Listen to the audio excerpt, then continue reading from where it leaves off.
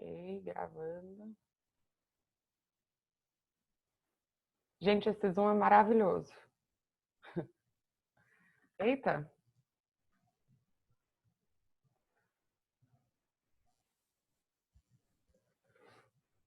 Vou começar então, tá? Pra gente não perder muito tempo. As pessoas acham que à medida que elas forem chegando, acho que elas já vão automaticamente entrando aqui também. Então vamos lá. Primeiro eu queria dar boa tarde para todo mundo, né? Agradecer a vocês que estão aqui por terem disponibilizado essa hora para a gente conversar de um assunto que é tão importante, né? Então, transformador na nossa vida enquanto pais, enquanto mães, enquanto seres humanos, transformador também na vida dos nossos filhos. Acho que muitos de vocês já conhecem um pouco do meu trabalho, mas eu queria falar para quem não conhece. Eu venho estudando a parentalidade já há 9 anos, na teoria e na prática, né? Eu tenho 2 filhos, a Kiara que tem 9 e o Mateu que vai fazer 4 anos. E nessa minha trajetória em estudar e praticar a parentalidade, eu cofundei uma plataforma, é um aplicativo de orientação socioemocional para mães e pais, que se chama Bloom, e que oferece serviços para empresas apoiarem pais e mães que trabalham. Essa plataforma hoje tem o apoio da Fundação Maria Cecília Souto Vidigal, do Great Places to Work e da Estação REC, que é uma aceleradora de negócios de impacto do Facebook. Eu me formei em Mindfulness, me formei em Autocompaixão pela Universidade da Califórnia em San Diego e pela USP. Eu fiz a formação em Parentalidade Consciente com a Shefali Tsabary. Ela é uma psicóloga americana que é referência mundial em parentalidade, principalmente nesse assunto, né, nesse tema que a gente chama de parentalidade consciente, que é uma junção da psicologia com a espiritualidade, nesse contexto de ser pai, ser mãe, né, o que isso significa. Eu sou mestre em psicologia positiva pela Universidade da Pensilvânia. Nesse mestrado, eu tive a oportunidade de estudar com o Martin Seligman. Ele é o coordenador do mestrado, né? Foi meu professor também, e ele é o fundador desse campo que a gente chama de psicologia positiva. E para quem não sabe, eu queria explicar rapidamente o que é a psicologia positiva, né? Ela é um campo que estuda e faz intervenções com populações não clínicas, né? Então pessoas que não têm um diagnóstico clínico, mas que estão em busca de desenvolver o seu potencial, de achar mais significado na vida, mais satisfação com a vida, né? A psicologia positiva, ela entende que muitas vezes a ausência de doença mental não significa, não é sinônimo de bem-estar, né? Muitas vezes as pessoas não têm uma doença e mesmo assim elas precisam desenvolver hábitos, comportamentos, cognições, né, mais adaptativas para que elas floresçam, né, para que elas atinjam o seu potencial. Então, na psicologia positiva, nós estudamos e aprendemos intervenções para desenvolver resiliência, esperança, otimismo, autocompaixão, significado na vida, relações positivas, engajamento, tudo que eu acho que todos nós queremos, né, para os nossos filhos. É isso que a gente estuda na psicologia positiva e que eu fiz esse mestrado com esse viés, com uma concentração maior, né, a minha pesquisa, inclusive, em parentalidade. Então, essa palestra vai funcionar em 2 blocos. No primeiro bloco, a gente vai conversar sobre o que é a educação consciente e compassiva. Eu vou explicar porque a maioria de nós não é consciente e compassivo, pelo contrário, a gente normalmente educa com base no medo e com base na inconsciência.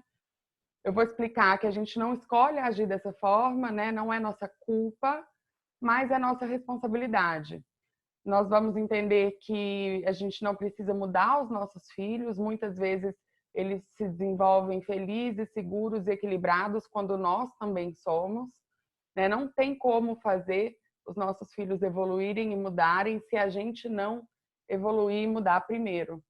E no segundo bloco, nós vamos falar sobre o que é a resiliência e como ajudar os nossos filhos a crescerem mais resilientes. E para isso, eu vou falar sobre 4 pilares importantes no desenvolvimento da resiliência nas crianças e como a gente pode ajudar os nossos filhos a desenvolverem esses 4 pilares. Durante a palestra, como eu expliquei no início, vocês podem ir colocando perguntas no chat. Eu depois, no final, vou voltar para as perguntas que já tiverem no chat e vou responder as principais, vou tentar responder todas na medida do tempo. E o meu objetivo geral, gente, hoje é despertar em vocês a visão de que a parentalidade ela é um convite e ela é um presente. Ela é um convite para a gente se conhecer melhor, é um convite à evolução pessoal, porque muitas vezes, se não fosse por sermos pais e mães, talvez nós não faríamos esse trabalho de olhar para dentro, né? Para nos tornar mais conscientes dos nossos pensamentos, dos nossos condicionamentos, dos nossos medos. Muitas vezes nós começamos esse trabalho por causa dos nossos filhos, para que eles se desenvolvam melhor, mas no final nós somos os maiores beneficiados e por isso que eu digo que a parentalidade é um presente. Então, começando pelo nosso primeiro bloco, o que é a parentalidade consciente? A parentalidade consciente, ela é uma forma de educar onde nós, né, os pais e as mães, conseguimos responder aos nossos filhos e aos desafios da parentalidade de uma forma sábia, tendo como prerrogativa as necessidades da criança e as nossas também. Ou seja, a gente consegue ter uma perspectiva mais ampla, né, uma expectativa não enviesada sobre os desafios e responder de uma forma atenta e amorosa, direcionando a criança de acordo com o que ela precisa, de acordo com o que é melhor para ela. Só que muitas vezes isso é muito difícil, porque nós tendemos a educar com base no medo e com base na inconsciência. Isso é um problema porque o medo, ele não mora no momento presente, o medo mora no futuro. Ele tem a ver com uma ansiedade sobre algo ruim que possa vir a acontecer.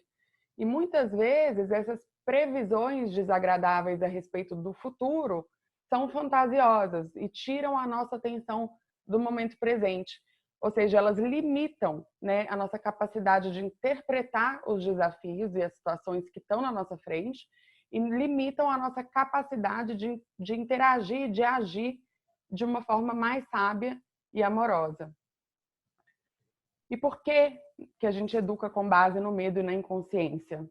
Bom, evolutivamente, nós, né, todos os seres humanos, desenvolvemos o que os cientistas chamam de viés negativo.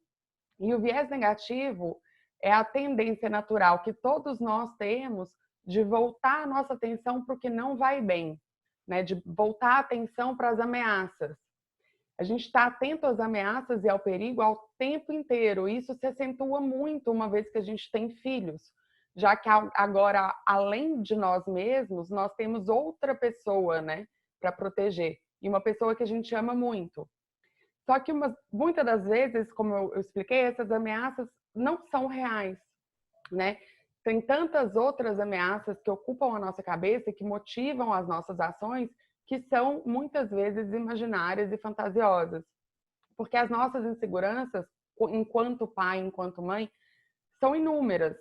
Por exemplo, hoje a ciência demonstra que a parentalidade ela não só influencia o desenvolvimento emocional e social da criança, mas também a saúde mental, a saúde física, o desenvolvimento da resiliência, a capacidade dessa criança, né, lidar com adversidades no futuro e até a expressão genética é regulada pelo ambiente que a criança vive, né? Principalmente nos primeiros anos de vida, que é quando o cérebro se desenvolve com mais rapidez.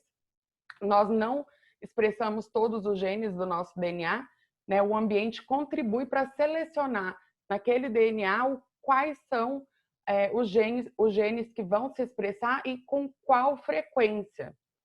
E essa fase que é tão importante, né, os primeiros anos de vida, também é uma fase em que nós, pais e mães, somos a maior figura de apego na vida dessa criança.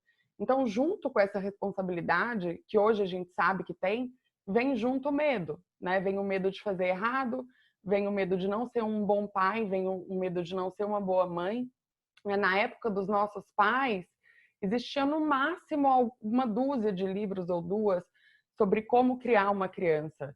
Hoje, a neurociência fala disso, a psicologia fala disso, o pediatra, o vizinho, os grupos do WhatsApp, 1 milhão de perfis no Instagram falam sobre esse assunto e as pessoas não concordam sobre as boas práticas que elas pregam. Cada uma fala uma coisa, né? E no meio de tanta opinião contraditória, é claro que os pais ficam muito mais inseguros se eles estão fazendo a coisa certa. E a insegurança não é nem só pelo excesso de opiniões. O mundo de hoje é muito competitivo, está cada vez mais imprevisível. Antes ainda do corona, né, é só ligar a televisão ou se conectar pelo WhatsApp para a gente ter notícia da violência que nos espera do lado de fora, a violência que espera os nossos filhos na porta da escola, às vezes dentro da própria escola, né? E a gente fica na dúvida, será que nós estamos protegendo os nossos filhos dos perigos do mundo? Né? Nós sabemos, por exemplo, que as principais profissões do futuro ainda nem existem. Então a gente fica na dúvida se será que nós estamos oferecendo os estímulos necessários. Então, se tem uma coisa bastante comum entre os pais e as mães de hoje, é esse sentimento de insegurança, de preocupação e de medo, né? E eu gostaria de falar que essa preocupação excessiva, muitas vezes, é onde mora, né, o primeiro de 2 grandes problemas que atrapalham a nossa forma de criar os filhos. O medo é o primeiro problema, né? E ele é um problema porque ele mora no futuro, porque ele faz previsões apavorantes e fantasiosas sobre o futuro, porque ele tira a atenção do momento presente. Quando a gente se sente ameaçado, o nosso cérebro entra num estado de defensivo, né, e de alerta, que a gente chama de luta ou fuga. Esse estado de luta ou fuga, ele diminui o funcionamento do nosso córtex pré-frontal, que é a parte da frente do cérebro, responsável pela nossa clareza mental, que controla as nossas reações emocionais, né? E com menor funcionamento do córtex pré-frontal, nós ficamos mais reativos, às vezes nós tomamos decisões ruins, às vezes, por exemplo, a gente pode acabar hipercompensando, né? Que é quando a gente reage de uma forma completamente desproporcional à situação. Por exemplo, quando a gente grita ou quando a gente faz uma criança se sentir super mal por alguma coisa que nem é tão grave assim, né? Ou então, uma outra reação comum ao medo. Uma outra reação comum ao medo é evitar o problema, né? Que é a fuga, que é quando a gente finge que não está vendo, quando a gente evita conversas mais difíceis, por exemplo, com os adolescentes, não porque eles não precisem dessa conversa, mas pelo nosso próprio desconforto de abordar alguns assuntos que são mais importantes e delicados, ou então quando a gente não consegue reconhecer o nosso próprio erro, né, e acaba culpando a criança por ter gritado, por exemplo, sabe aquela coisa de se você não tivesse sido desobediente, eu não teria gritado com você. Quer dizer, a culpa, né, a responsabilidade pelo nosso descontrole emocional é nossa, por mais que essa criança tenha feito algo de errado. Mas para a gente se sentir ameaçado, né, pelo nosso próprio erro, muitas vezes a gente foge de endereçar mesmo essa situação e coloca a culpa no outro. Às vezes nem na criança, às vezes no pai, às vezes na babá, às vezes no vizinho, às vezes na escola, às vezes na professora. Uma terceira reação que é comum quando a gente sente medo é de inércia, né, paralisia, incapacidade de ação. E essas 3 formas são reações automáticas, né? Não é privilégio de ninguém. Todo mundo tem essas 3 reações quando se sente ameaçado, quando se sente atacado, quando se sente com medo. Mas elas não são sábias, porque, como eu expliquei, o nosso córtex pré-frontal, a nossa capacidade de raciocínio claro, não está online, né, nessa hora. Nessa hora, o que funciona no nosso cérebro é esse sistema mais reativo. Então, a gente acaba tendo ações não produtivas, né? Quando a gente sente medo, por isso ele é um problema. E um problema que a gente precisa ficar atento, o que é, né, que nos traz medo, quais são as nossas maiores preocupações e como, às vezes, elas podem atrapalhar mais do que ajudar, a nossa forma de responder, né, aos desafios da parentalidade. Uma das consequências do medo, por exemplo, é que ele diz que o seu filho deve ser diferente de quem ele é. Né? A preocupação pelo futuro do seu filho pode te dizer que ele precisa ser mais atento, mais obediente, mais dedicado, mais atlético, mais seguro, às vezes menos tímido. E aí a gente vai e se esforça para mudar essa criança e comunica para a criança que do jeito que ela está, não está bom, né? E se a gente não toma cuidado como é essa mensagem, a criança entende que ela não é suficientemente boa. Sem querer, a gente comunica que a criança precisa mudar para ter o nosso amor e a nossa aceitação. E o resultado disso pode ser uma criança que cresce se sentindo insuficiente, inadequada, quando na verdade a intenção dos pais era totalmente outra. Né? O medo também diz que nós, mães e pais, não somos bons o suficiente, né? A gente fica inseguro sobre a nossa capacidade de educar os nossos filhos, e aí nós começamos a buscar a receita do sucesso da parentalidade fora, né? Ouvindo o que tantas pessoas dizem por aí.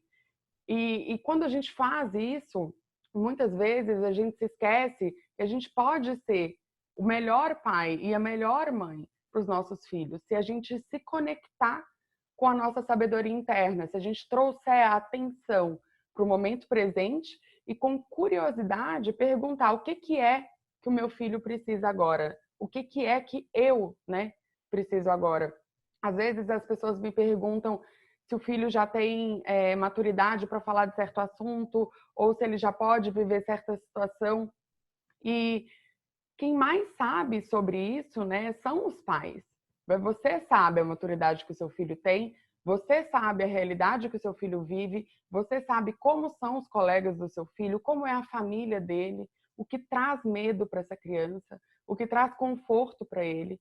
Então, mais do que ninguém, você sabe quais são os assuntos, quais são a, a quais são as coisas que o seu filho, né, está apto a viver e a melhor forma de se comunicar com ele, porque ninguém conhece o seu filho melhor do que você.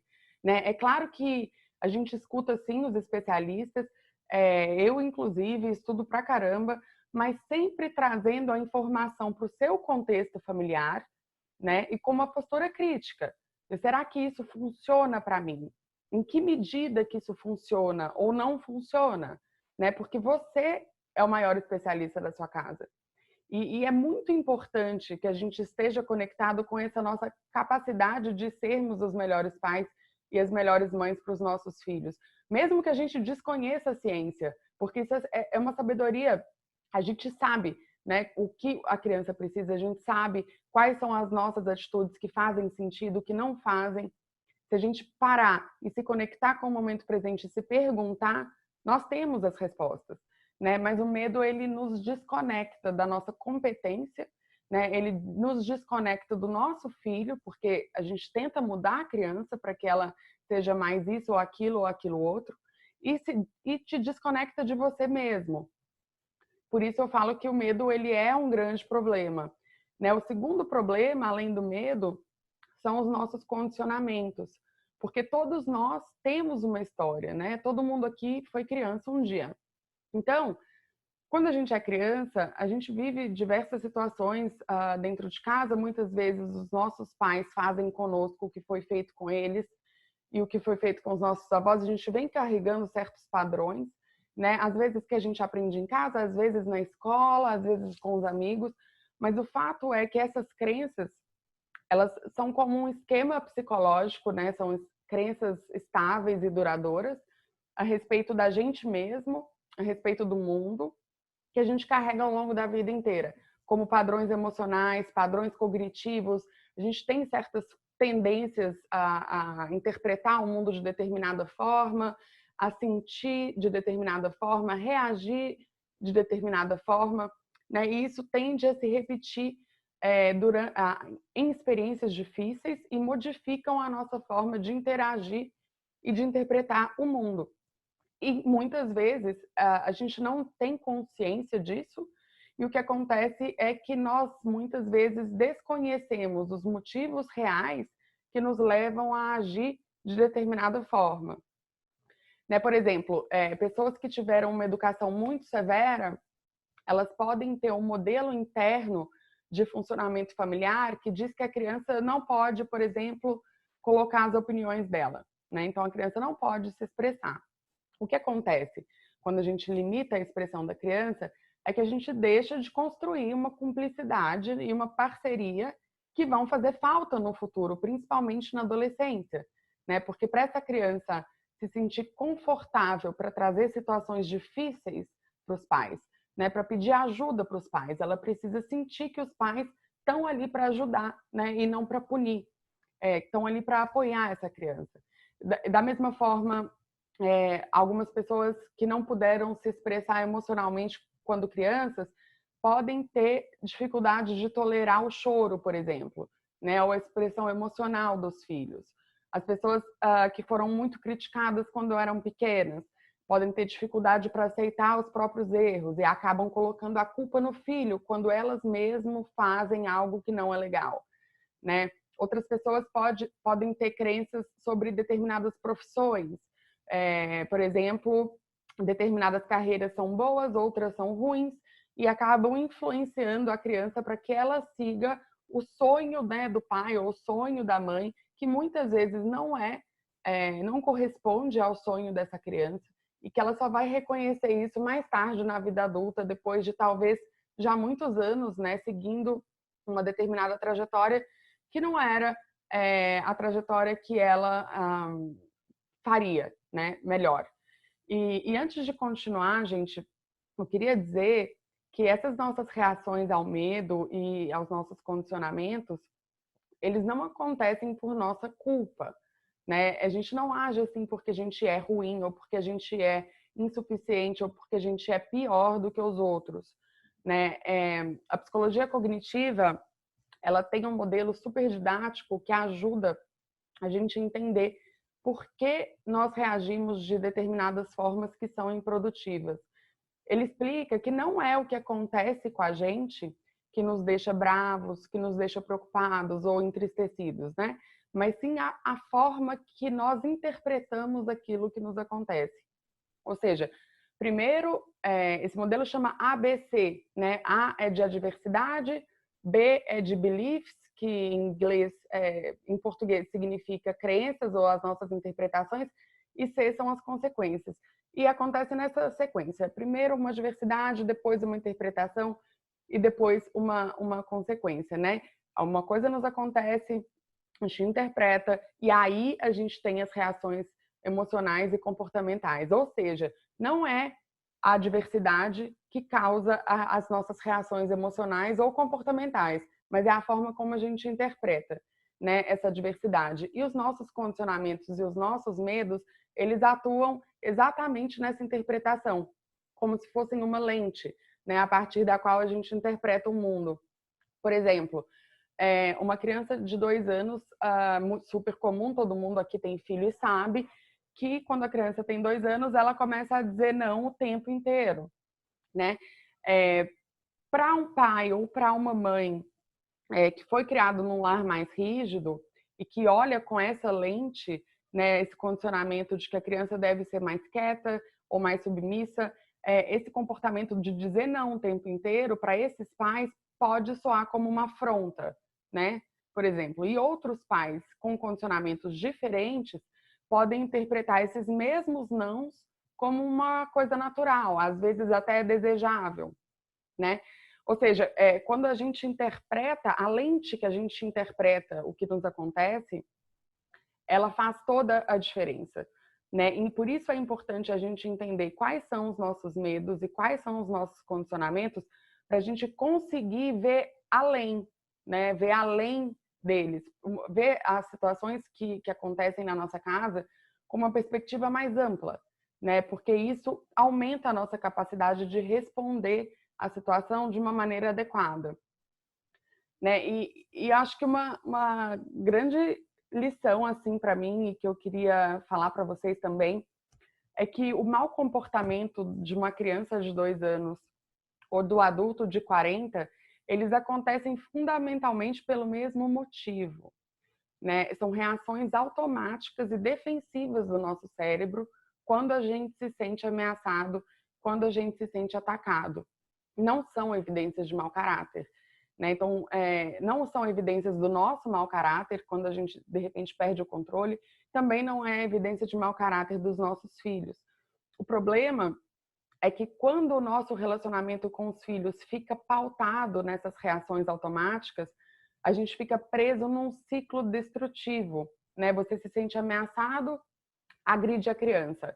Às vezes, literalmente, às vezes deixando de aceitar a criança como ela é, às vezes com palavras duras, a criança se sente ameaçada, te agride de volta.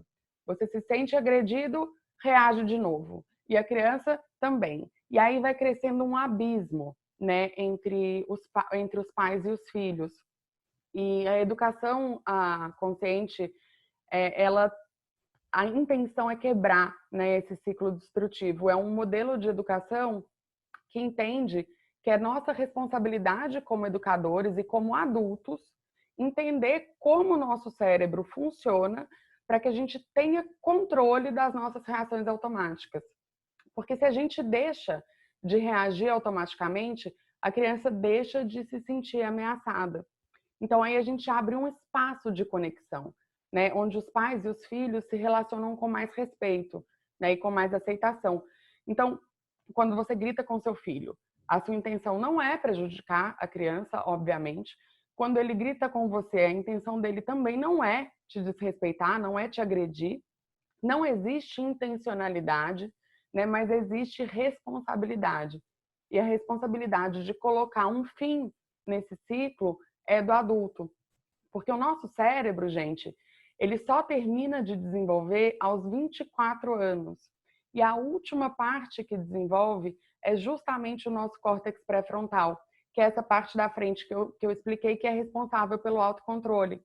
Então, se para nós já é difícil controlar as nossas reações automáticas, imagina para os nossos filhos, né? Então, a expectativa não é que ninguém aqui se torne um pai perfeito ou uma mãe perfeita, porque isso não existe. Não existem pais perfeitos, não existem crianças perfeitas.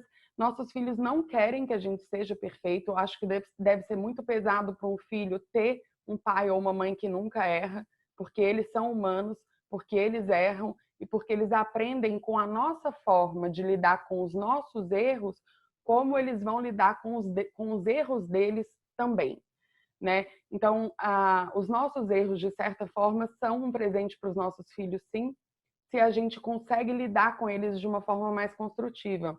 E a gente vai falar sobre isso mais para frente também, né? O nosso trabalho não é criar super-humanos, não é sermos super pais, né? É aprofundar esse conhecimento que a gente tem a nosso respeito para que a gente entenda quais são, então, os meus medos, quais são as minhas crenças que eu carrego, que pode estar me prejudicando na minha relação com meu filho e muitas vezes na minha relação com o mundo. Por isso que eu falo que a parentalidade é um presente, porque uma vez que a gente começa a entender e a conhecer, né, o nosso funcionamento mental, não são só os nossos filhos que são beneficiados, são os nossos filhos, são todos os nossos relacionamentos, é a forma que a gente se coloca no mundo, são as nossas escolhas, porque no fim das contas é um convite para o autoconhecimento e para a autoobservação, né?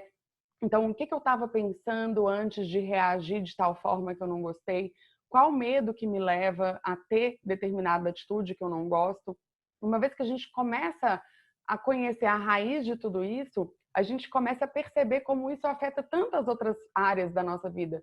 E como a parentalidade é um presente, enxergar isso é um presente e as lições e os benefícios vão muito além dos nossos filhos, muito além do tempo dos nossos filhos em casa, né?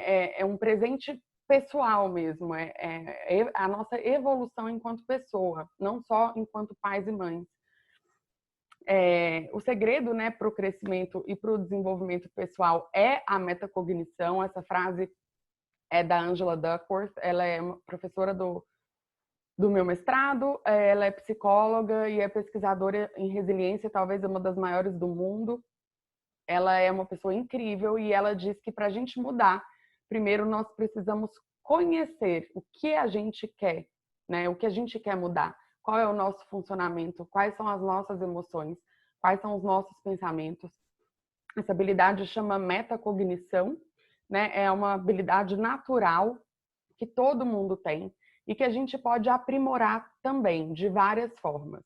Uma dessas formas é a prática de mindfulness, né? A prática de mindfulness, ela consiste em ter um foco de atenção, às vezes é a respiração, às vezes é o corpo, às vezes são os sons, às vezes são os nossos próprios pensamentos, e voltar a atenção para essa âncora toda vez que nós percebermos a nossa atenção ir para outro lugar. Né? No treino de mindfulness, muita gente fala, mas eu não consigo meditar. Então você consegue, porque se você sabe que você não consegue, é porque você já sabe aonde o seu pensamento está, que não é na âncora. Isso é ótimo, isso é meditar.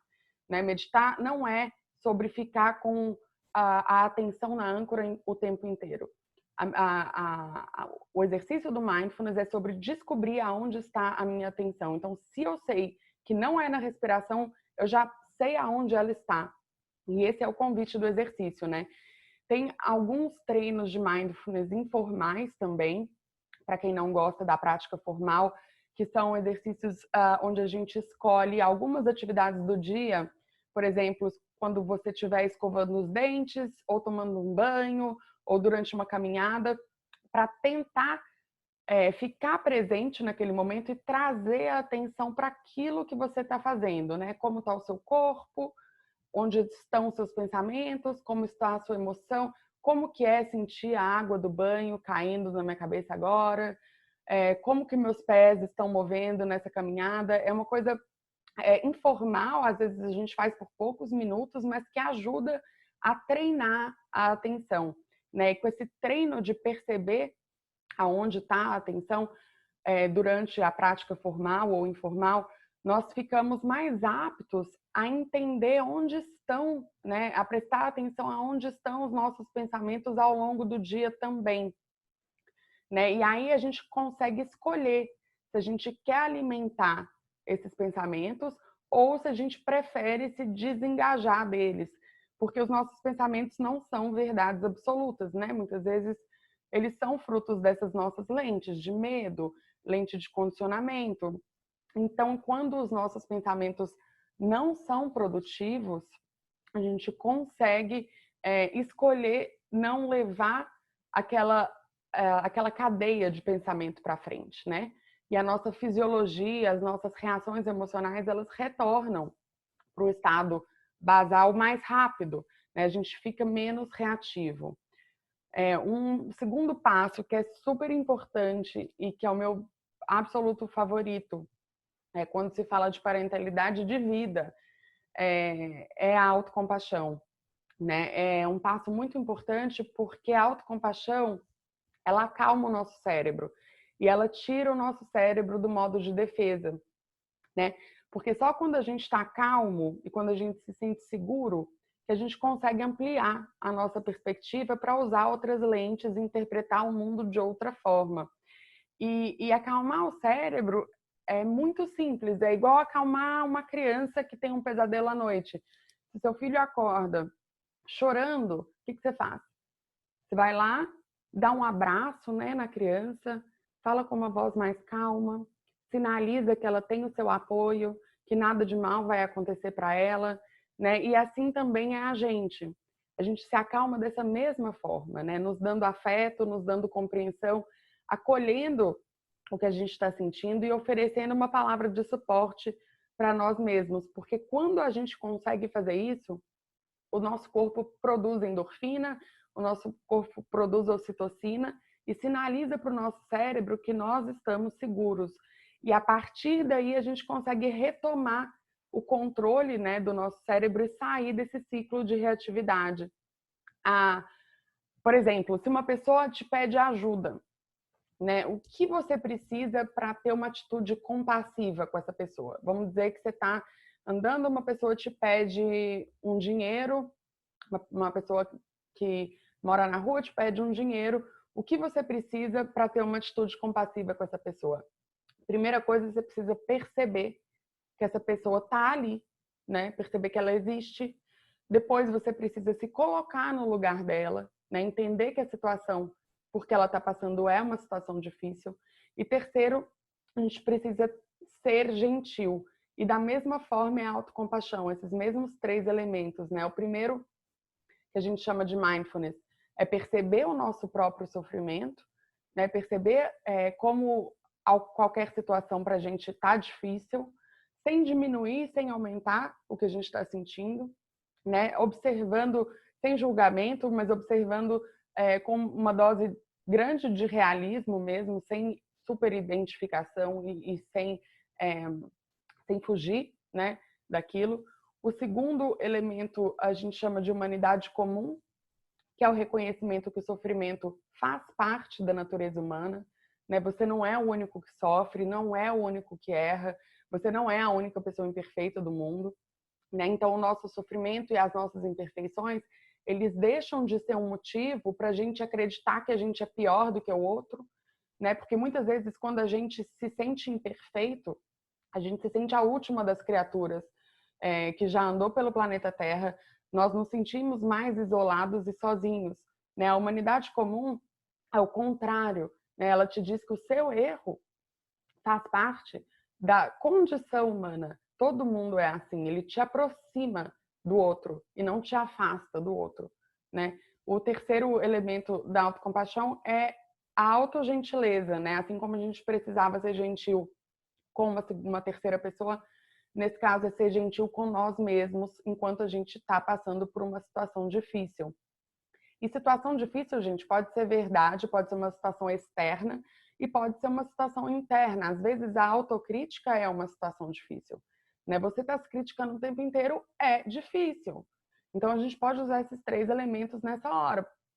Nossa, está muito difícil para mim pensar o meu respeito dessa forma, né? Mas todo mundo tem uma certa dose de autocrítica. Todo mundo passa por isso. Isso é normal. E eu posso ser gentil comigo mesmo agora. O que é que eu preciso, né? Como eu falaria com um amigo meu que estivesse passando por essa mesma situação? Se fosse o meu filho hoje ou a minha filha hoje, mais velho, passando por essa situação que eu estou passando agora, o que eu diria para ela? E oferecer a você mesmo essas palavras, né?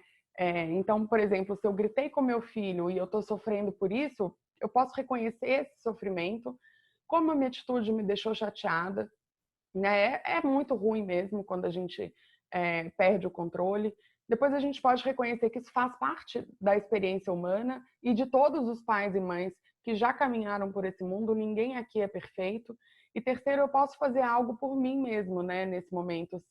Se conversar com o meu filho e pedir desculpa para ele me fizer sentir melhor, eu posso fazer isso, por exemplo.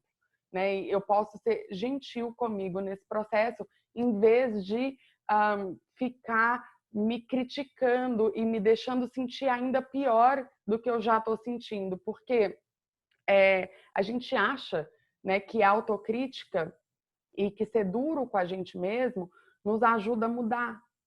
A gente acha que se nós não formos críticos, a gente vai ficar acomodado. Mas é o contrário, né? Quando a gente se julga e quando a gente se critica, o nosso cérebro não sabe de onde vem essa crítica e de onde vem essa ameaça.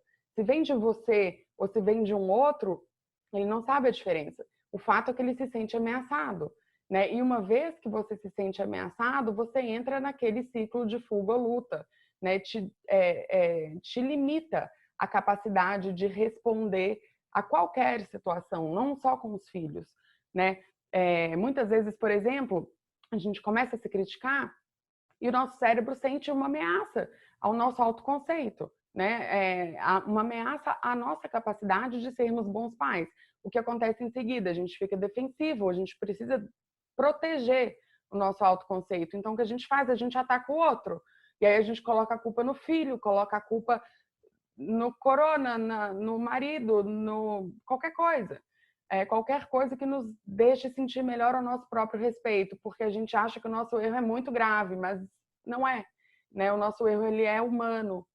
Então, quando a gente consegue aceitar que perder o controle, por exemplo, das próprias emoções é natural, Não que seja desejável, né? Mas é natural, sim, a gente consegue ter uma visão mais equilibrada sobre essa dificuldade, né? Então, quando a gente aceita as nossas dificuldades, fica mais fácil revisitar, né? O que é que me deixou reativa nesse momento? Por que é que essa atitude específica me faz ter essa reação? Será que a criança que não quer desligar a televisão, ela faz mesmo com o intuito de me provocar e me dizer que ela não vai me obedecer e me diminuir? Talvez não. Talvez essa criança seja uma criança pequena, que esteja entediada, que não tem nada a ver com você, né? Essa resposta.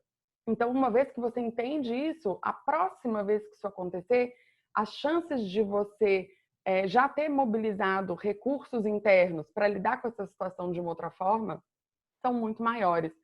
Tem uma pesquisa que eu adoro comentar com pais e mães, que é uma pesquisa que foi feita na Holanda, com 900 pares de pais e adolescentes. Então, eram 1.800 pessoas, e os pesquisadores analisaram vários comportamentos parentais diversos.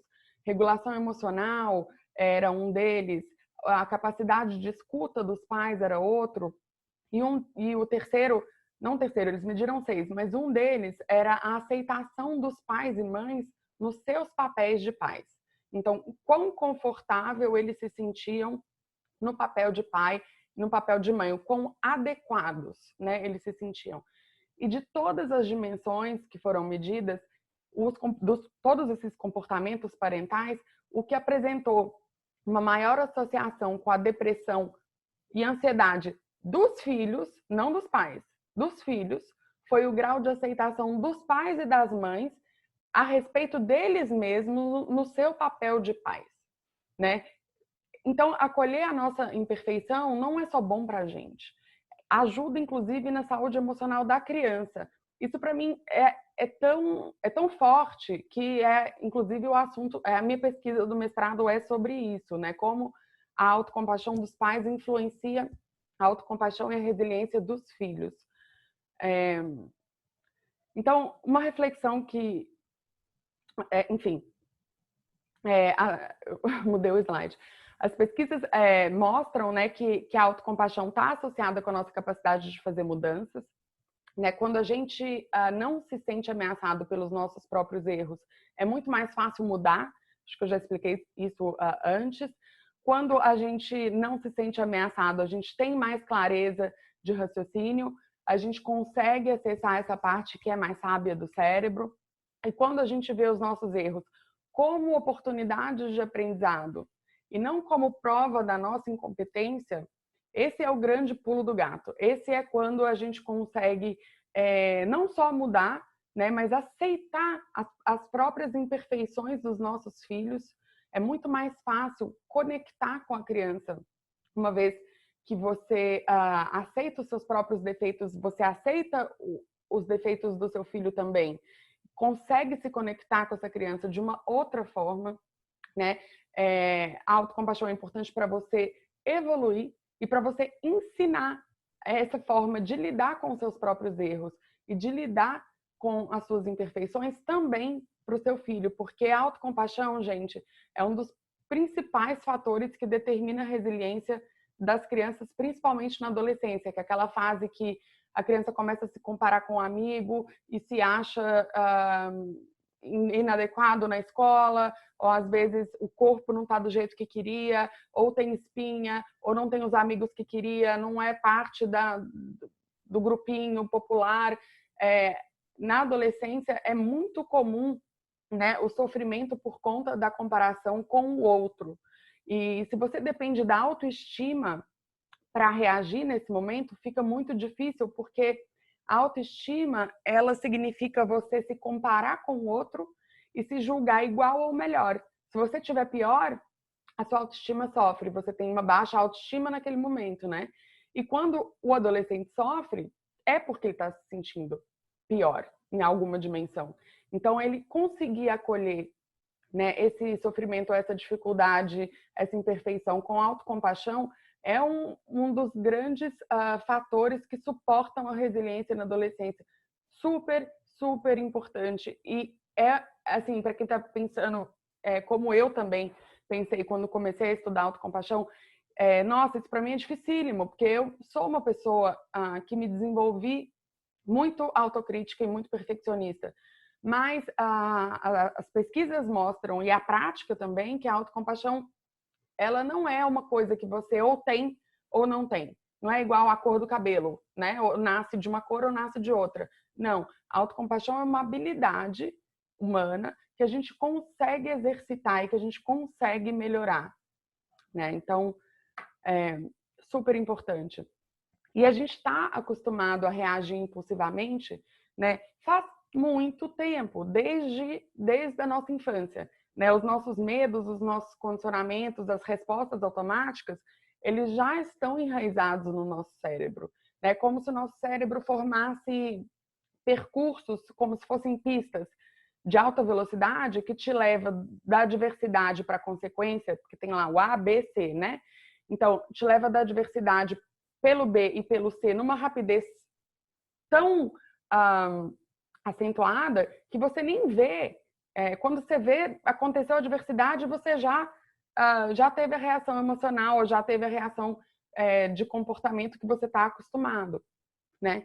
Mas a neurociência, ela mostra que a gente pode sim construir outros caminhos neurais, né? Com intenção e com consciência. Então, a primeira coisa que a gente precisa saber é conhecer, né? Conhecer o que quais são esses nossos pensamentos, essas crenças, esses medos, para que a gente consiga ir tomando consciência disso aos poucos e modificando nossa forma de reagir. Aos poucos, não é do dia para a noite, é aos poucos. Nesse caminho, a gente consegue uma vez e não consegue 100, várias vezes durante a nossa vida, mas a gente vai melhorando. E à medida que a gente já consegue, olha, por exemplo, eu reagia de tal forma quando meu filho fazia birra, por exemplo. Hoje eu já consigo reagir dessa outra forma, né? Então, quando você vai mudando, então essa situação para mim já está resolvida. Agora eu vou resolver aqui uma outra e uma outra. Então, devagar a gente vai construindo novas estradas neurais, né? Que é o que os cientistas chamam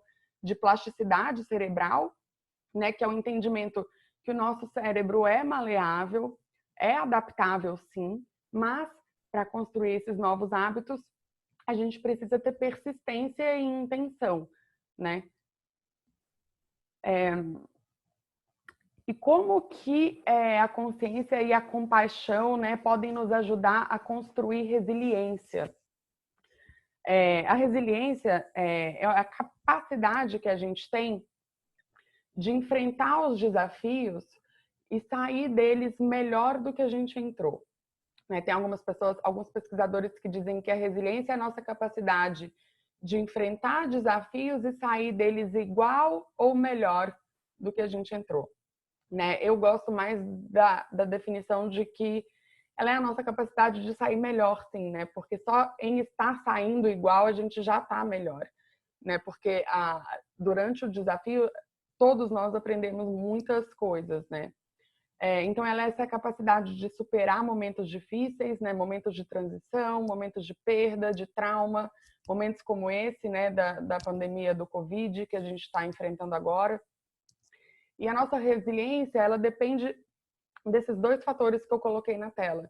Primeiro, como você percebe o tamanho da dificuldade, né? Quanto maior a gente acha que a dificuldade é, mais apreensivo e ansioso a gente fica.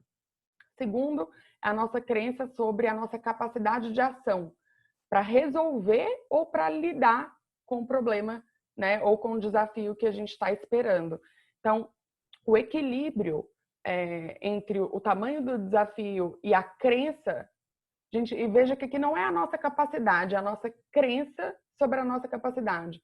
Porque todos nós somos naturalmente resilientes. Mas para a gente ser resiliente, a gente precisa acreditar nos nossos recursos internos e externos, né? Não basta ter recursos. Você tem que ter a consciência de que você tem recursos e como você vai usar nesse desafio específico.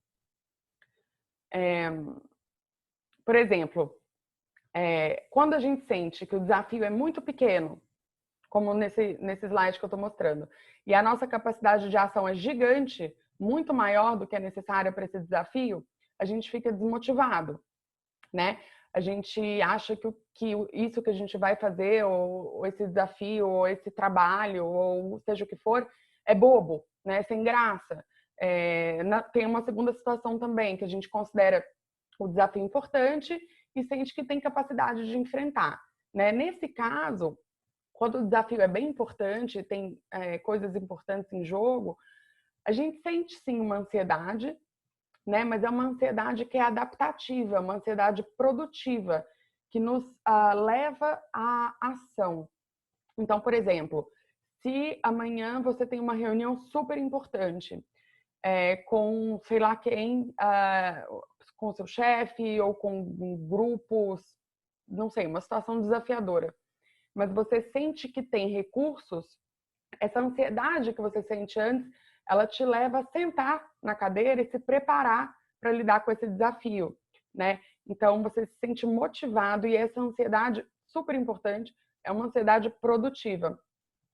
Já a ansiedade improdutiva, ela é aquela que a gente sente quando acha que o desafio é enorme, muito grande e vai muito além da nossa capacidade de ação, né? Então a gente não acredita que tem os recursos necessários para lidar com o problema.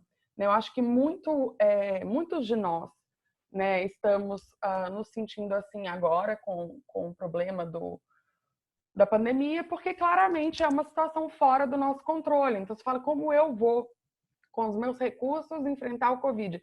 Bom, em situações como essa, né, a nossa capacidade de ação, ela pode ser direcionada não para controlar o problema, não para amenizar esses problemas que muitas vezes não dependem da gente, né? Estão fora do nosso controle, mas para controlar e direcionar a forma com que você vai lidar com esse problema.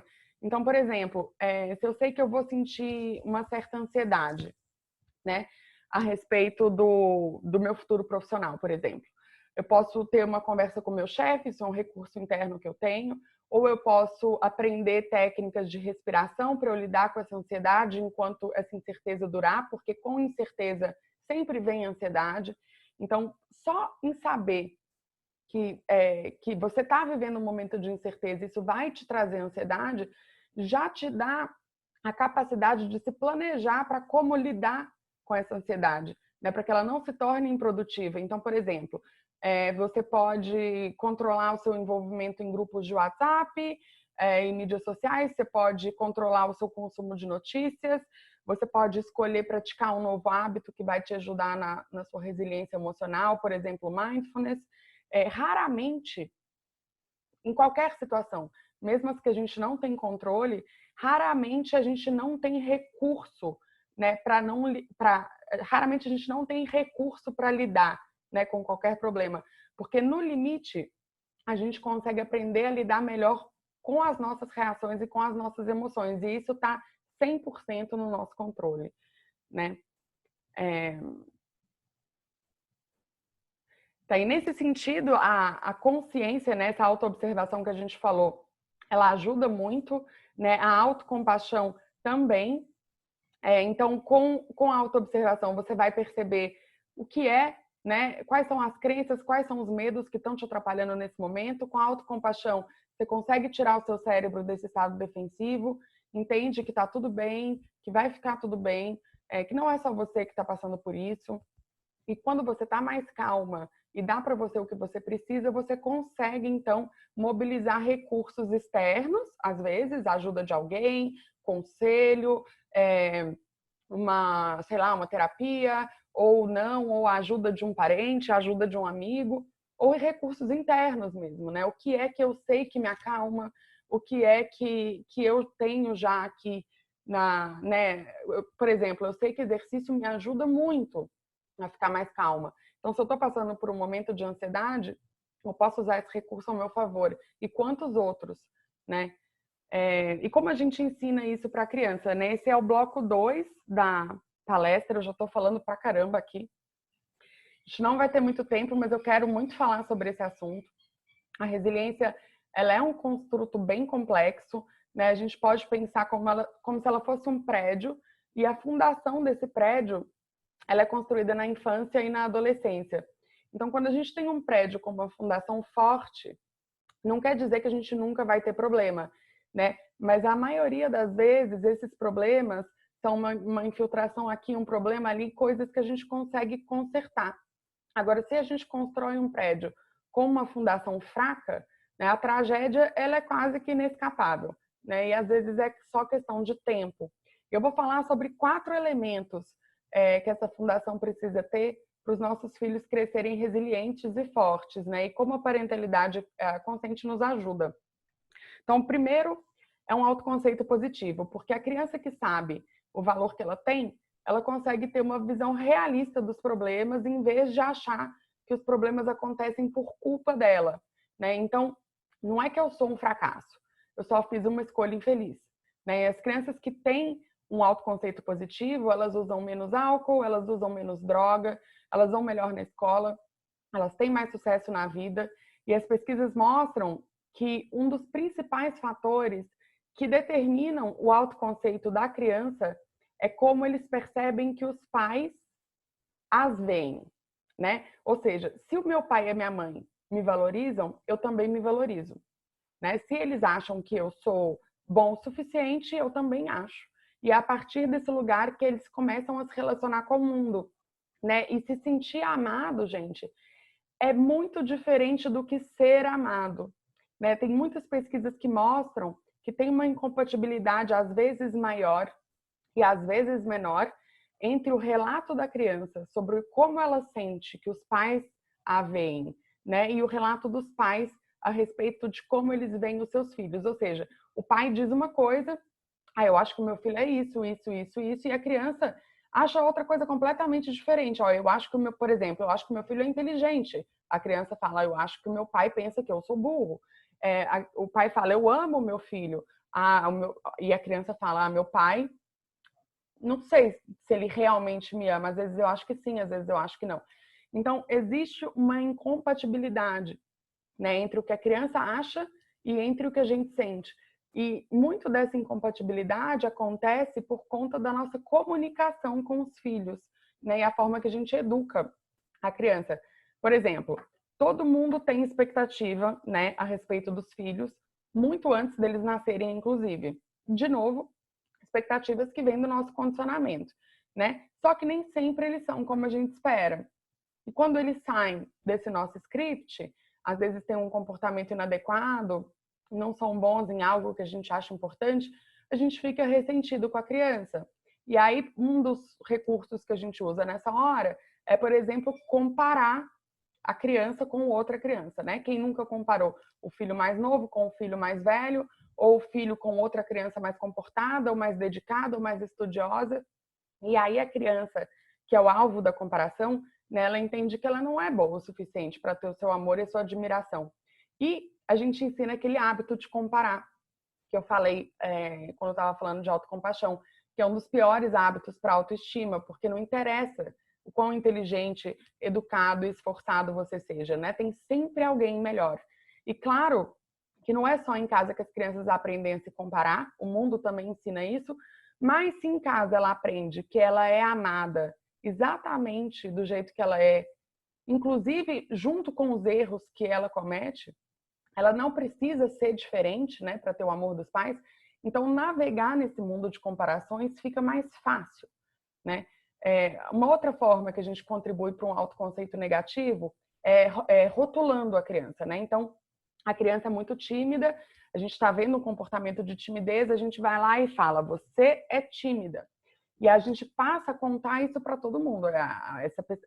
Meu filho X é uma criança tímida e a criança escuta isso, né? Então, quando a gente rotula a criança como tímida, bagunceiro, desatento, o que for, ela acredita que ela é aquilo. E quando ela acredita que ela é assim, ela passa a agir dessa forma, né? Mesmo em situações que talvez ela poderia experimentar um outro comportamento. A gente acaba cristalizando, né, esse rótulo na identidade da criança que ainda está em construção. Então, rótulos, comparações, palavras que diminuem o valor da criança, né, ensinam para ela que ela não é suficientemente boa e se ela não é, ela não tem capacidade de ação, né, a capacidade de ação dela não é adequada né? E quanto mais incapaz ela se sente quando ela estiver na frente de um desafio, mais difícil vai ser para ela agir, né?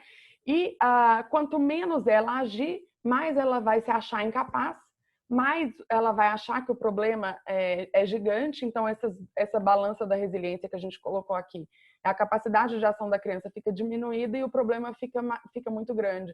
E quanto menos ela consegue agir, maior fica o problema e menos capaz ela se sente. Então, é um ciclo destrutivo, né? Que muitas vezes, eu não acho que a gente é a causa de tudo, mas eu acho que sim, a família contribui bastante para isso, né? Então, a reflexão que fica é qual é a minha forma de educar, né? Quais são as mensagens que a minha comunicação, a minha forma de educar passa para o meu filho?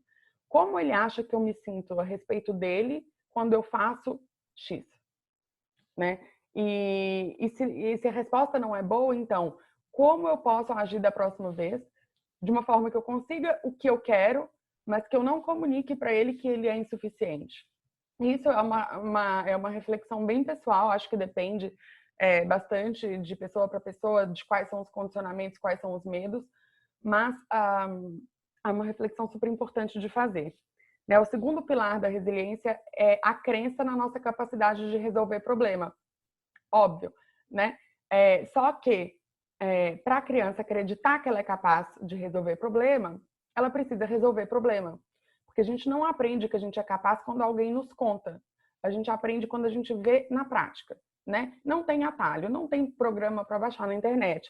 Então, como pais, o nosso papel nessa hora é dar autonomia para a criança resolver sozinha o que ela tem capacidade de resolver sozinha. Né? E é importante, nessa hora, a gente estar atento para os medos, porque muitas vezes esses medos, essas preocupações, nos levam a super proteger a criança, impedir que ela faça aquilo que ela está apta para fazer. Né? Às vezes a gente tem medo que a criança fique desapontada ou que ela não tenha sucesso se ela fizer sozinha. É bem importante que ela não tenha sucesso se essa for, né, se ela está enfrentando um desafio e ela não conseguir sozinha, saber que errar não mata ninguém, né, é uma grande lição da infância, né, porque muitas vezes a gente vai tentar e a gente não vai conseguir, né, a gente precisa entender que a gente é capaz de levantar e tentar de novo.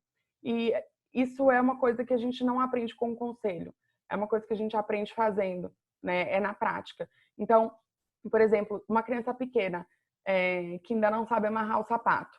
É claro que a gente sabe que uma hora a gente vai ter que deixar a criança 5, 20, 30 minutos amarrando o sapato para ela aprender a fazer sozinha. Mas com os adolescentes, por exemplo, isso não é tão claro, né? Porque o que está em jogo nas escolhas do adolescente são coisas mais importantes, né? Às vezes são as notas, às vezes a escolha dos amigos, às vezes droga, às vezes sexo. E aí, na hora que os pais sentem medo, interferem e fazem a escolha para o adolescente, né, eles tiram a capacidade dessa criança de aprender, né, com os próprios erros. É muito importante, né, que a gente perca o medo de ver os nossos filhos errarem, que a gente perca o medo de ver os nossos filhos se frustrarem, que a gente ensine para eles que eles são capazes de lidar com a frustração e fortes para levantarem e tentar de novo e aprenderem com as consequências, né, dos próprios erros, porque os erros eles não são punição, né? Uma criança erra, você vira para ela e fala: filho, o que você aprendeu, né, com esse erro? O que a gente aprendeu com isso que aconteceu? Então não foi inútil, né? Agora a próxima vez que você tentar, você já tem essa informação, você não tinha antes. Então o erro, ele não é uma punição, ele faz parte do acerto. Não existe acerto sem antes ter um erro, né? Raramente, a não ser que você não esteja se arriscando, né? E as pesquisas mostram que os adolescentes que têm pais ansiosos, que decidem tudo por eles, que precisam aprovar e ter a última palavra sobre tudo, têm filhos que são menos capazes de agir sem supervisão. E aí, quando essas crianças estão em situações sociais, eles têm mais chances de serem influenciados pelos amigos. Porque se eu preciso da aprovação do outro para eu agir o tempo inteiro, os meus pais não estão aqui para provarem a minha conduta e os meus amigos estão me dizendo que é para eu agir de tal forma, o que eu faço? Eu obedeço, né? Eu estou desacostumado a me colocar. Então, é bem importante quando a gente pensa no longo prazo também. Uma outra forma de superproteção, flexibilização excessiva de limite, né? Por exemplo, você dá a mesada para a criança no início do mês, ela gasta tudo na primeira semana. Aí, na segunda semana, cinema com os amigos. Aí ele vai lá e chora. Ah, eu preciso de dinheiro, vai todos os meus amigos, eu não vou poder ir. O que a gente faz? Só corre e dá o dinheiro do cinema e sei lá mais quantos reais, né? E o que acontece?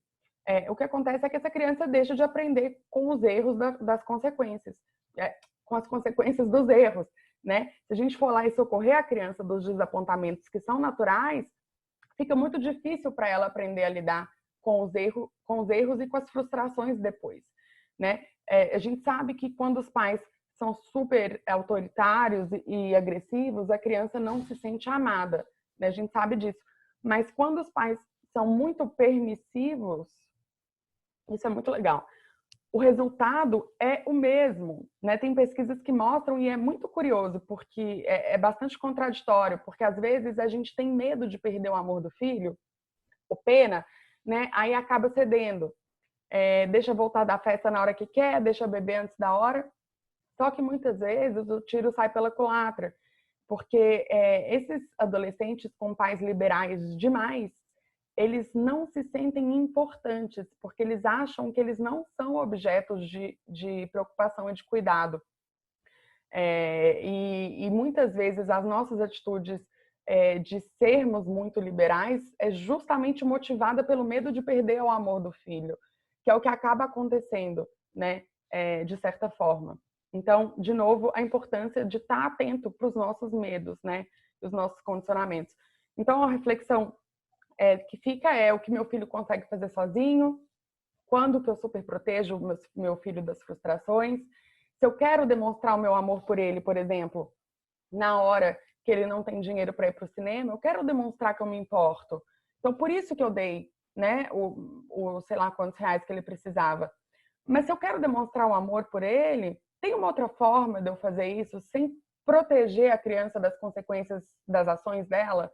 Né? Será que, de repente, por mais que ele fique bravo, eu posso dizer para ele por que eu não vou dar, né, esses tantos reais, e que se ele quiser, a gente pode fazer sei lá, assistir um filme em casa, vamos fazer uma pipoca, vamos jogar o jogo que você gosta. Enfim, tem alguma outra forma, né, de mostrar para essa criança que eu tô junto dela, né, sem super proteger, né? Isso é importante. Bom, gente, o terceiro, eu já passei um pouquinho do tempo, mas eu vou continuar porque eu acho que esse conteúdo é super importante e depois a gente conversa se a gente tiver tempo para as perguntas.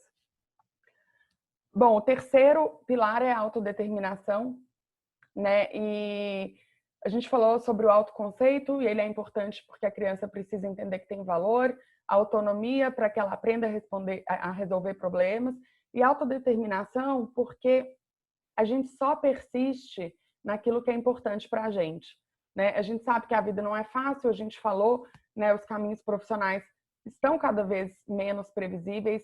Às vezes a gente precisa se dedicar demais até ver algum resultado, às vezes tomar 30 nãos até ouvir um sim, né? E essa persistência, que em inglês chama grit, que inclusive é o construto que a Angela Duckworth, que é aquela pessoa do slide anterior que eu mostrei, que ela estuda, essa persistência ela é característica de quem persegue objetivos que são muito importantes, né? Objetivos que são importantes para mim e não para o outro.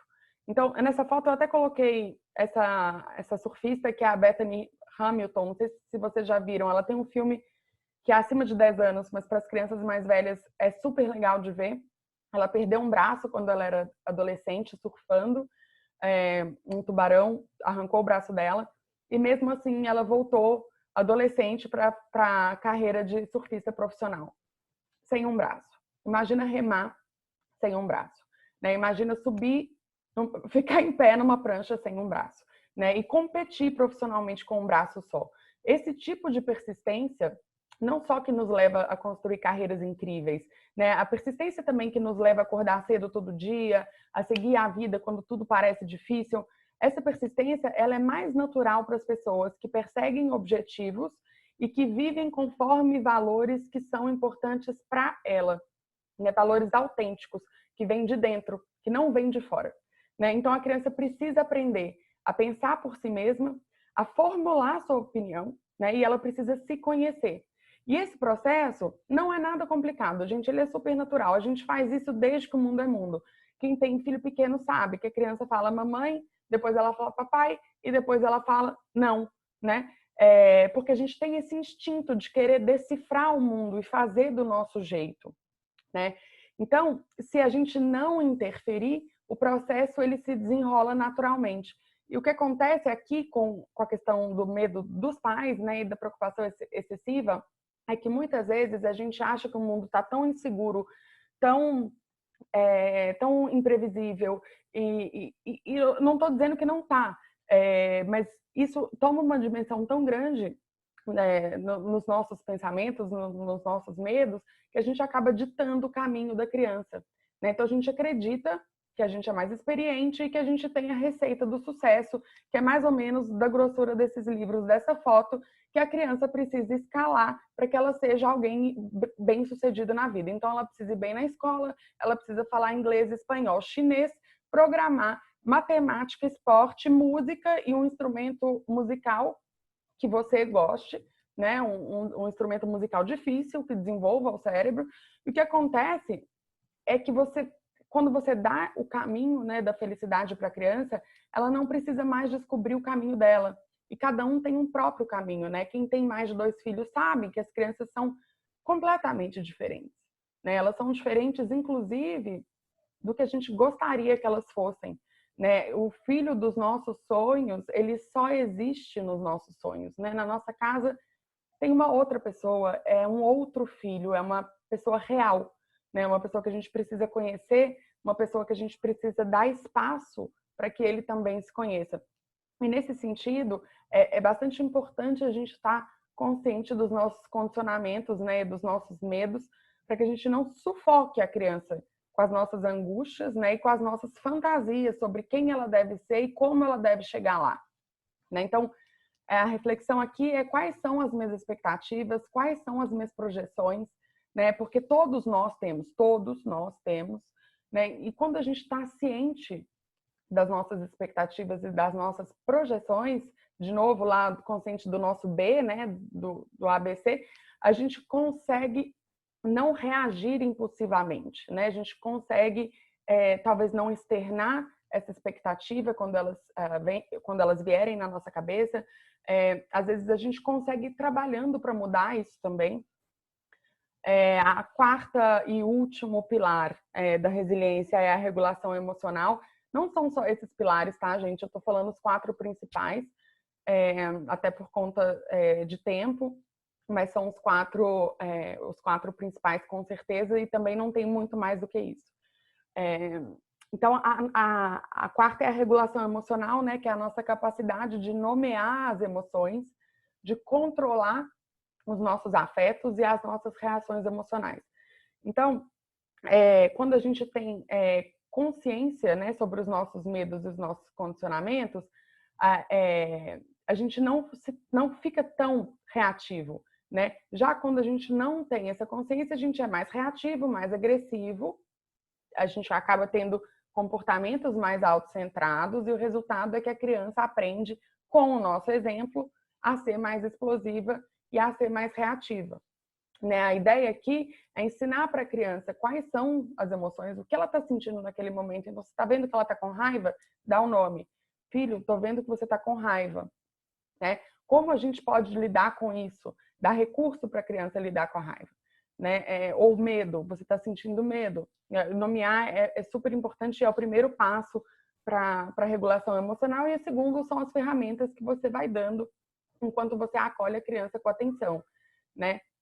E é claro, gente, que não é só o exemplo dos pais que faz uma criança reativa, né? Existem crianças mais reativas do que outras. Os estudos mostram que cada um de nós nasce com um temperamento específico. Existem, sim, crianças mais fáceis, existem, sim, crianças mais difíceis, mas e desde bebê, né, a gente já percebe que algumas crianças são mais agitadas, mais ou menos ativas, tem umas que se adaptam à rotina mais fácil do que outras, e tem crianças mais reativas emocionalmente, sim.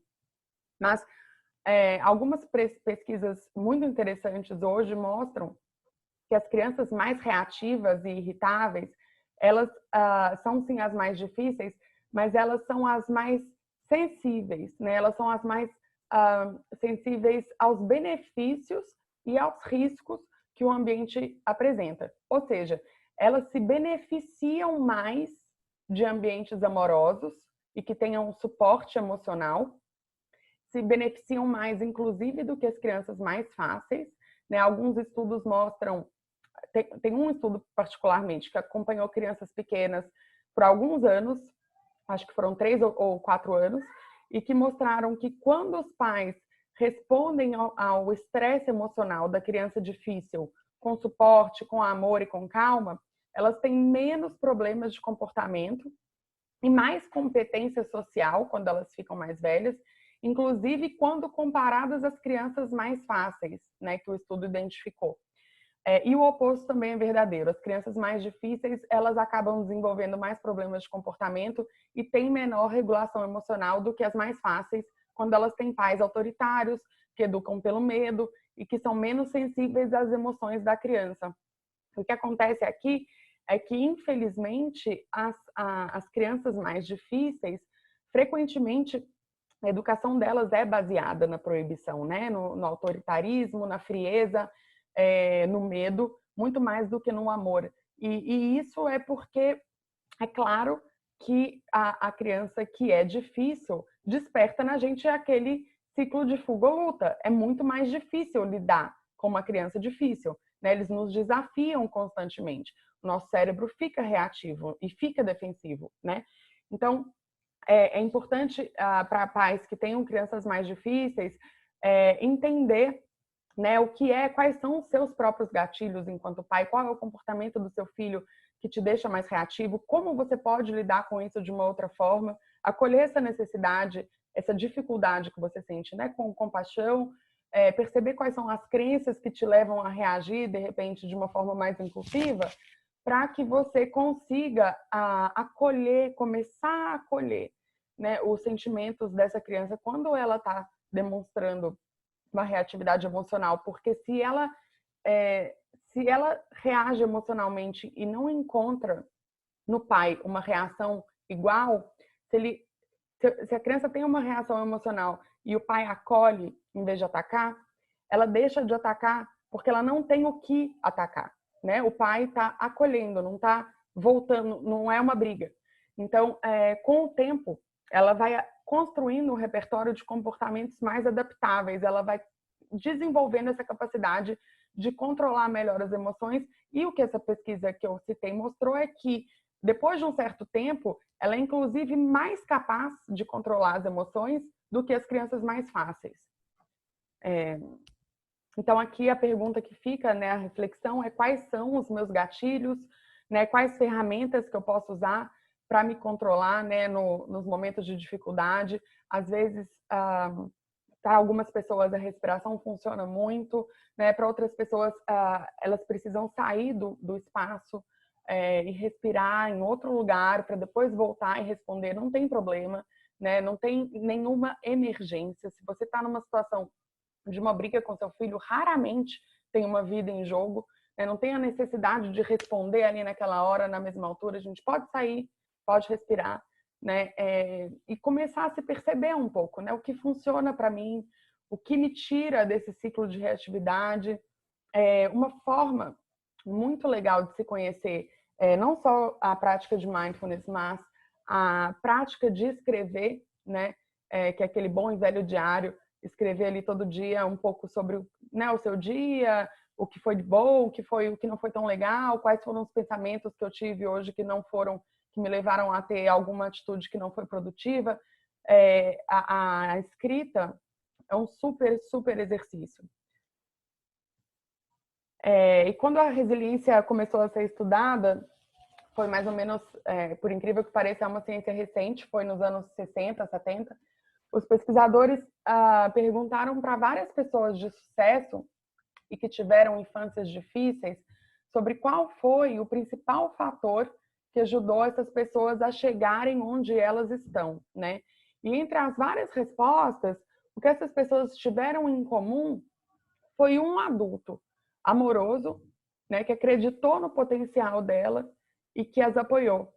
É esse adulto que a gente precisa ser para os nossos filhos, né? A gente só consegue tocar o coração, a alma, né, e a mente de uma criança se quando ela olhar nos seus olhos, ela vê que você aprecia a beleza, né, e as qualidades que ela tem, você aprecia quem ela é, né? É esse adulto que a gente precisa ser para desenvolver resiliência nos nossos filhos. Bom, gente, super obrigada. Eu passei do tempo. Deixa eu ver aqui se eu consigo chegar nas perguntas e se vocês ainda estão comigo.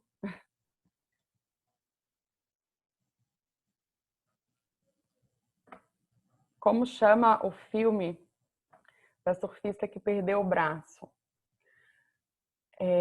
O filme, não sei, acho que chama Soul Surfer. S-O-U-L de alma, em inglês, e surfer de surfista.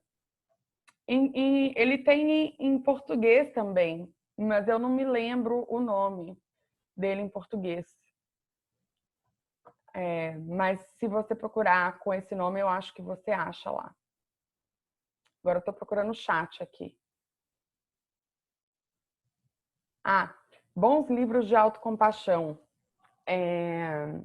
Bom, a Kristin Neff tem um livro muito bom de autocompaixão. Eu não sei qual é o nome dele em português, mas se você colocar Kristin Neff, eu vou digitar aqui no chat o nome dela. Kristin Neff. Tem muitos livros, ela tem uns 2, 3 livros legais. Um outro livro bom de ler de parentalidade é o da Shefali Tsabary, que é a pessoa com quem eu fiz a minha formação em parentalidade consciente. Chama Conscious Parenting, ela tem um que chama Awakened Family, mas tem em português e é outro título também. Eu vou pôr o nome dela aqui no chat. Ela tem excelentes livros. Outro livro de parentalidade muito bom de ler é do Daniel Siegel. Ele tem vários. Ele tem específico para adolescência, para diferentes faixas etárias. Ele é super bom também. Deixa eu ver aqui. O melhor da Shefali é o Awakened Family, Ana Paula. Deixa eu procurar ele. Eu não sei como ele chama em português, peraí. Deixa eu ver se eu acho. Tsabary livros. Que é o último que ela escreveu, inclusive. Ela escreveu um que chama Pais e Mães Conscientes. Esse é o único que tem em português. O Awakened Family não tem. Mas pode ler o Pais e Mães Conscientes, que é ótimo. Deixa eu ver. Tô adorando aqui ler vocês. A pesquisa sobre crianças reativas, Cissa, me manda uma mensagem que eu te mando. Eu te mando o PDF, tá?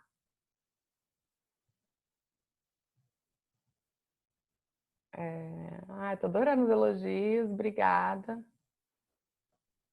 Adorei. Alguma dica para trazer o pai dos nossos filhos conosco nessa jornada de autocompaixão e parentalidade consciente? No meu caso, meu marido é uma pessoa mais racional, que tem dificuldade de estudar e ler assuntos mais humanos. Então, um conselho que eu dou é que as pessoas se inspiram com o nosso exemplo, né? Os filhos e os maridos, inclusive. Eu tive também uma situação parecida na minha casa no começo desse meu caminho. E então eu falo na teoria e na prática que não existe, né, a gente convencer muitas vezes é difícil a gente convencer com palavras, a trazer a pessoa, às vezes as pessoas, como quando a gente comunica, a gente precisa mudar certa coisa, ou você precisa ser de determinada forma, a pessoa acaba se sentindo atacada, né? Não que essa é a sua intenção, mas tem aquela coisa do autoconceito e da autocrítica, a pessoa se sente criticada e ela se fecha, né? E aí é mesmo que ela não vem e não quer fazer o que você está propondo. Então, eu acho que a partir da sua mudança, a partir da sua mudança de conduta, a partir do seu desenvolvimento com seus filhos, seu desenvolvimento pessoal, todo mundo na sua volta, não só o seu marido, mas todo mundo à sua volta se inspira. As crianças mudam, é incrível o que as crianças mudam automaticamente. Não é automaticamente, é óbvio, porque elas estão interagindo com uma pessoa diferente, uma pessoa mais compassiva, uma pessoa mais consciente. Mas os maridos também, acho que todo mundo, né, na nossa volta é beneficiado e acaba mudando e de repente até vindo depois para saber mais, sabe? O que é isso que você está fazendo? Me conta mais sobre tal coisa, e aí vai abrindo esse diálogo. Mas eu acho que a melhor forma é pelo nosso exemplo.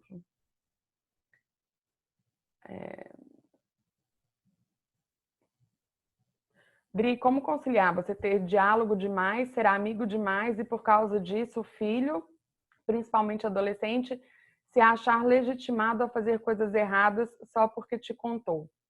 Acho que algum temor reverencial, aspas, acaba segurando um pouco. Exemplo, nunca fui para uma UTI em coma alcoólico. Me cuidei na gravidez não pelo problema, mas pelo medo da minha mãe. Obrigada, Bia. Então, é porque o medo, ele só inibe a conduta na sua frente, né?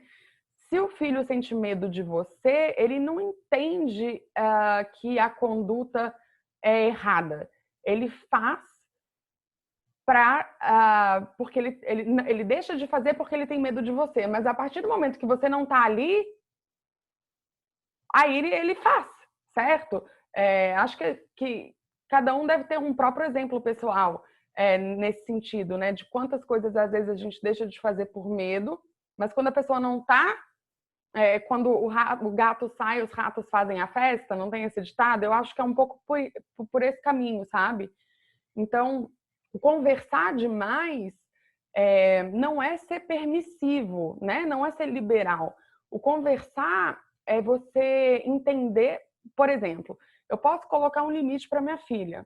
Eu vou usar uma coisa, um limite bem simples, porque é o que está vindo na minha cabeça agora. Mas, por exemplo, eu posso falar para ela, olha, e bem bobo, inclusive, a gente não come doce de semana. Ponto. A gente não come doce de semana, eu quero comer doce. Olha, a gente não come porque por esse motivo, por esse outro motivo, por essa outra razão, enfim, pode ter as razões que forem. Porque a gente precisa se alimentar melhor, ou porque quando você come doce você não come outra coisa, ou porque a taxa de açúcar no sangue, sei lá eu. Daí você explica para a criança. Daí a criança chora. Eu quero. Você pode entender, né, e acolher esse sentimento sem liberar o doce, entende?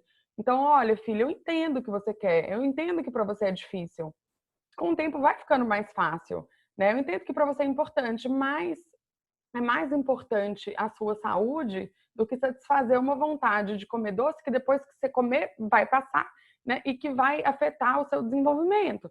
Então, eu acho que a conversa com os filhos adolescentes, uma conversa mais aberta, não é uma conversa permissiva, né? É uma conversa acolhedora, mas é sempre os limites, eles precisam ser consistentes, né? Eles precisam ser firmes, porque quando a gente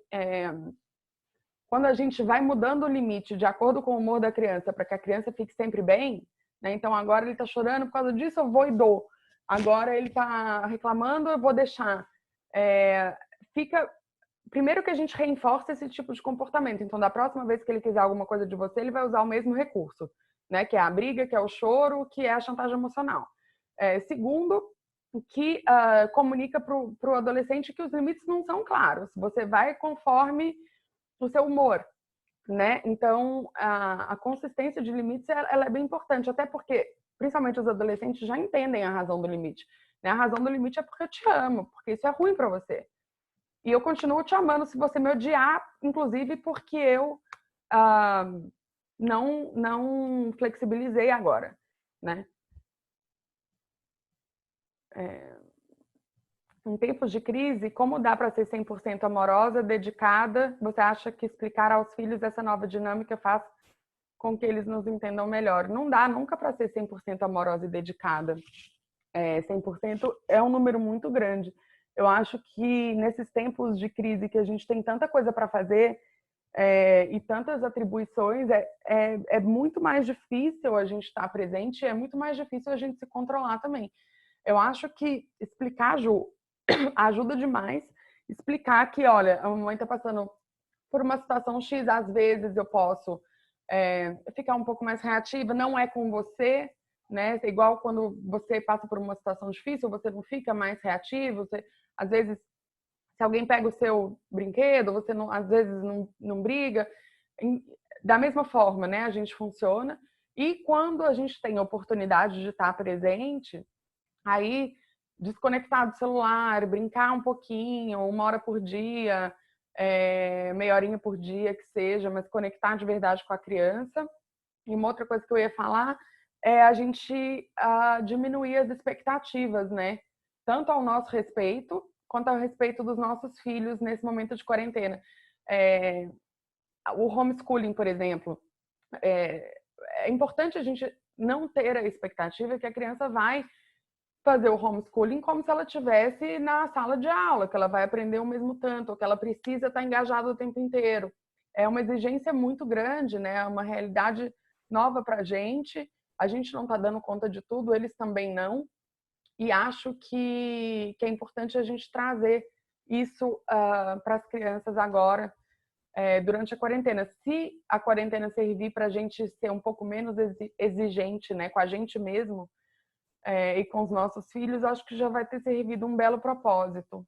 E não acha que você precisa estar 100%, né, amorosa ou 100% dedicada.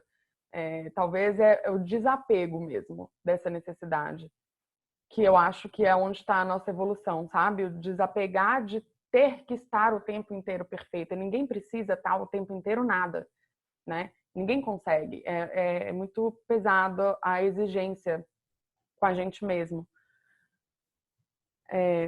Como convencer um filho a aproveitar a oportunidade? Exemplo, estudar inglês, que vai ser indispensável para praticamente qualquer carreira que ele escolher. Eles não têm tanta noção das consequências lá na frente, só antecipando o tema. Então, eu acho que toda vez que a criança sente, né, por exemplo, estudar inglês, para um adolescente já é importante, né, estudar inglês, ou o mesmo para uma criança, às vezes viaja, às vezes vê conteúdo em inglês. Acho que trazer a necessidade para o momento presente, porque as crianças não funcionam antecipando o futuro, né? A gente que funciona assim, as crianças elas são 100% conectadas com o momento presente, com o agora. Então, talvez para a gente motivar os filhos a fazer qualquer coisa, a gente precisa fazer com que isso para eles hoje, né, seja interessante e que conecte com algum objetivo que hoje ele queira conquistar, né? Às vezes o inglês me ajuda a, sei lá, se eu sou adolescente, ele me ajuda a jogar um jogo, ele me ajuda a conversar numa rede social, ele me ajuda a ler determinada coisa, ou ele me ajuda a ver um conteúdo, um filme. Ou se eu gosto de estudar, ele pode me ajudar a ter mais conteúdo, né, para pesquisar. Acho que o segredo é sempre tentar trazer de uma forma mais divertida, né, de uma forma mais engajadora, e trazer a importância do que quer que seja para o momento presente. Tentar conectar com alguma coisa que a criança hoje já acha importante, né?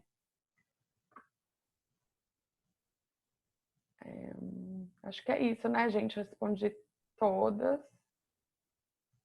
Ei, Carol! Carol, o ciclo reativo dos pais, mindfulness, autocompaixão, muita autoobservação, Eu acho que você chegou depois, porque você estava na palestra do Lorenzo, né? Mas eu gravei essa aqui, ela é só sobre isso. E aí você assiste a primeira metade dela, que eu falei bastante sobre o ciclo reativo dos pais. Livro sobre criança difícil eu te mando no privado, tem vários. The Power of Showing Up, do Daniel Siegel, é fantástico mesmo, Jô. Jô, você tá aqui. Eu gravei, Aline, te passo. Ai, gente, muito obrigada. Adorei ter vocês aqui. Vou ver se eu consigo abrir o microfone de vocês. Se alguém quiser falar alguma coisa. Acho que eu consigo. Se alguém quiser falar, fale agora. Dri, Oi. preparada para o seu primeiro TED internacional? Oi, Carol. Que bom te ver aqui. Estou super. Preparada para o seu primeiro TED internacional? Super, sempre preparada, Carol. Eu vou te mandar depois a gravação. Parabéns. Vou te mandar depois a gravação para você assistir o início. Desculpa ter chegado tarde, atrasou muito. Atrasou muito a reunião. Mas deixa disponível, tem como? Tem, eu gravei. Aí agora eu vou... Depois eu vou dar umas editadas e ver se eu consigo colocar no Instagram. Parabéns, Dri. Foi muito bom, pelo menos tudo que eu ouvi, tudo super importante para mim. Muito obrigada. E para todo mundo, né, que estava ouvindo. É maravilhoso esse conteúdo mesmo. É muito transformador. Bom, gente, então eu vou olhar aqui, não tem mais nada de perguntas. Muito obrigada por terem ficado tanto tempo. Desculpa que eu passei da hora, falo pra caramba. Prometo que da próxima vez eu vou me policiar, mas é que eu adoro. E a gente vai se falando aí pelo grupo da Carol, pelo Instagram, e depois a gente faz outras, tá bom? Super beijo, brigadão. Bom fim de semana para todo mundo. Qualquer coisa, me manda um e-mail, me manda um WhatsApp, que eu puder ajudar, tô por aqui, tá? Super beijo. Vou desligar. Obrigada, Adri. Beijo. Beijo.